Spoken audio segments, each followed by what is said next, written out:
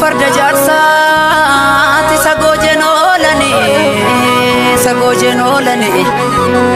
darbattee jinfuu qabiin hiixannaan hin gaabbani diinatti biyyaa baasuu farda garmaamsee kaase abaabileen eeggatee daangaa kaakayyuuf laate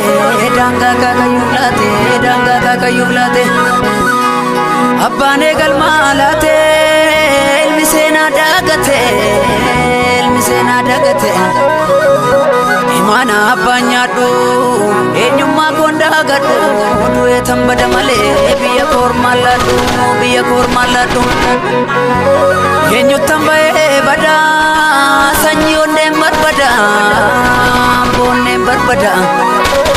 harka dhiigaana nyaadha maal abbaa koon gammada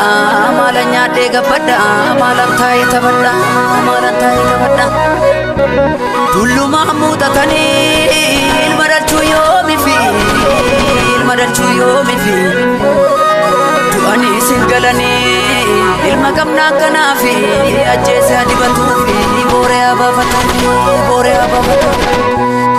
dhiira garaa yammaate haadha dhiiraa tiyyate imimmaan lakkuu haate dhiigatwan borra yaa'e rasaasaa wala kaa'e hunduu biyyaa falmata wareegame kaarubbuun sidas du'an oolanii waliif yoo birmatanii harkan kennee kaabubba abashaan sirraa firba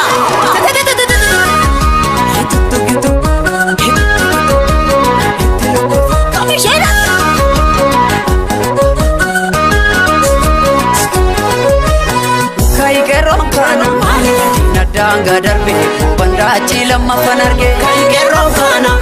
diina daanga darbe banda achi lammaffan arge kan oromoon kana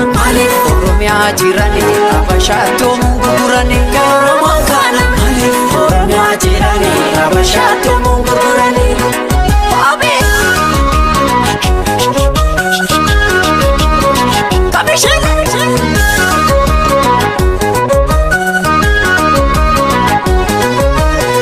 Rabbi guddaanu gargaare kana gaarraa geenye jaarraa dhibbaaf kan dandeenye kana mana maangeenye abbaan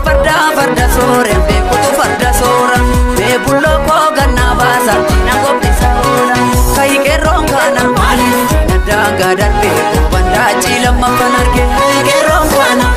diina daangaa darbe banda achi lammaffan arge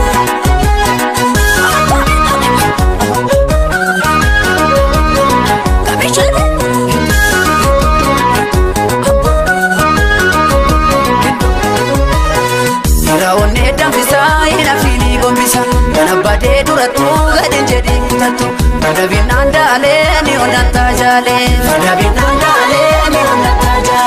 Adeessa kee muradhuu hin jarjarii hubadhu Egan sooree farda koo sirraan hafuudhu akkoo Mormii lolee jaalee ati raftaa jaalee Dhaloonni kutatee ka'ee hunduu tokko ta'ee Haaree garaan Dhaamsa goototaa isa durii sanna ga'ee Haaree lammiin Odaanni sakalee nuti kunan nuti ka'ee Haaree garaan Barataan falmate karaa irratti ba'ee Haaree lammiin